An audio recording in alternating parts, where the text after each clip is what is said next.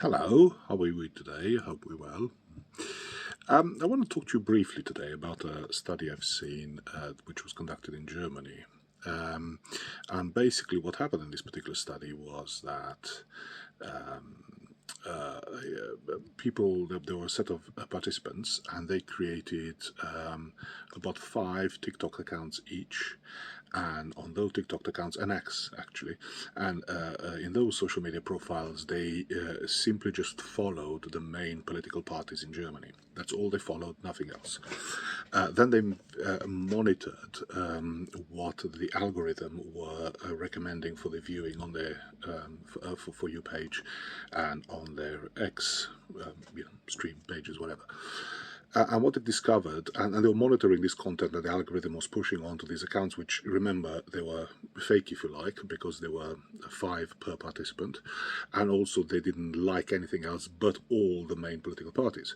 So what they discovered by refreshing the content about every 15 minutes was that on TikTok, content which favored the ADFD, which is the kind of far-right party in Germany, was 78% more likely to be shown on the For You pages of these particular accounts, and on X, Twitter, about 60, I think 65 or whatever percent more likely. Now, the point here isn't to make a necessarily a political point about the rise of the far right or whether far right, left, whatever. That's not the point.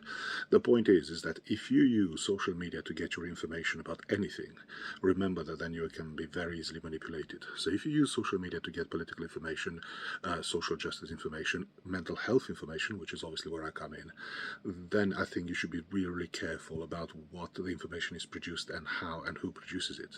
I've seen content recently which talks about flat earth, which talks about ingesting various things for your well-being, certain practices, medical practices which are potentially not necessarily dangerous, but certainly you'll be charged a lot of money for not a lot of results, and so on and so forth. So I suppose the point of this particular post isn't necessarily to warn you against the rise of the far right or whatever. I don't want to go into politics. My point is that a particular type of content is more likely to be pushed onto your social media platforms than other.